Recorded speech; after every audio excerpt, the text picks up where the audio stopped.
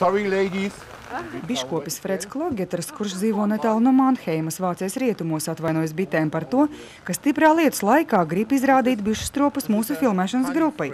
Ar biškopību Freds nodarbojas 20 gadus, un pēdējos 5 no tiem viņa bites aputeksnē tieši rapša laukus.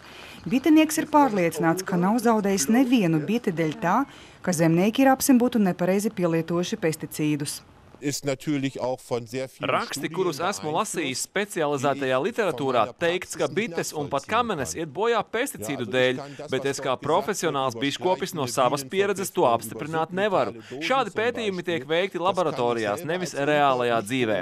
Tā ir tikai viena no hipotēzēm. Es varu pateikt viennozīmīgi. Manas bites iet bojā tikai bišu ērces dēļ. Bairu bišu aprūpes centra pētniece pārbauda, cik liela insekticīdu koncentrācija bitēm varētu būt bīstama, lai pēc tam zemnieki droši varētu lietot šo augaisardzības līdzekli uz lauka. Bairu ir viens no lielākajiem pasaulē pesticīdu ražotājiem. Pēc viņa jaunākajiem datiem no 800 000 bišu saimju ir apstiprināti tikai 100 gadījumi, kad pesticīdi šiem kukaiņiem nodarījuši kaitējumu. Augaisardzības līdzekļu ražotāja Eiropas komisijas lēmumu sauc par politisku un uzskata, ka tas atstās negatīvas sekas Eiropas lauksaimniecībā.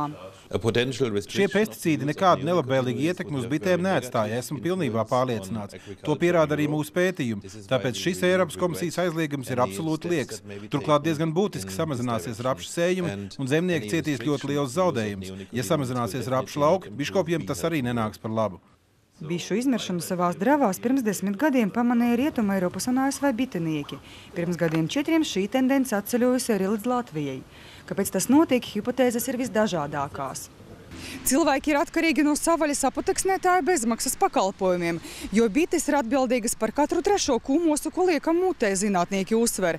Un ja šie kukaiņi vairs neaputeksnēs augus, tad ļoti iespējams lauksaimniekiem vajadzēs atvadīties, piemēram, no ābolu un ķirbju ražām.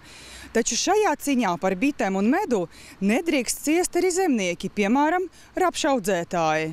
Rapšaudzētājiem Arnoldam Jātniekam viņa zemnieku saimniecībā ir iesēta 80 hektāri ar vasaras rapsi, kuri jau nākamajā gadā nedrīkstēs apstrādāt ar insekticīdiem, un viņš cietīs zaudējumus. Tas ir ļoti nepareizs lēmums, jo šobrīd reāli kodne, ar ko nokodināt sēklu, nekaitē bitēm, bet visvairāk kaitē miglojums pat tiešo uz lauka, kad mums ir jāiznīcina šie kukaiņi. Jo šeit ir panākts pilnīgi pretējais efekts, jo šobrīd nav pārliecinošs, mums agronoms nav pārliecinājis tas, kad šīs te preparāts ir kaitīgs, nav pierādījumu tam, ka viņš ir toksisks bitēm. Tā kā vairs nevarēs izmantot šos insekticīdu preparātus, vajadzēs 3 reizes vairāk miglot rapša laukus, kas biškopiem radīs jaunas problēmas.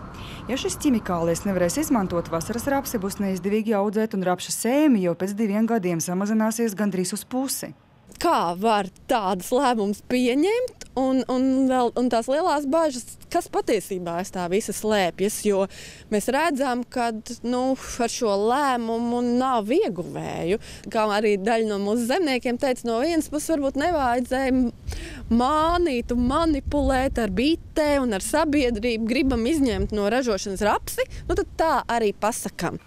Viena no hipotēzēm varētu būt ģenētiski modificētas rapšu šķirnes lobēšana, kas ir izturīgas pret šiem kaitēkļiem. Pašlaik efektīvu risinājumu šim strupceļam neredz nec zemnieki, nec biškopji. Ir vajadzīgs jauns augaisardzības līdzeklis, kas būtu aizliegto no 1. decembra pesticīdu vietā.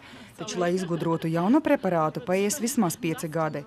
Natālija Valdniece, Valdis Sauzāns, LNT Novācijas.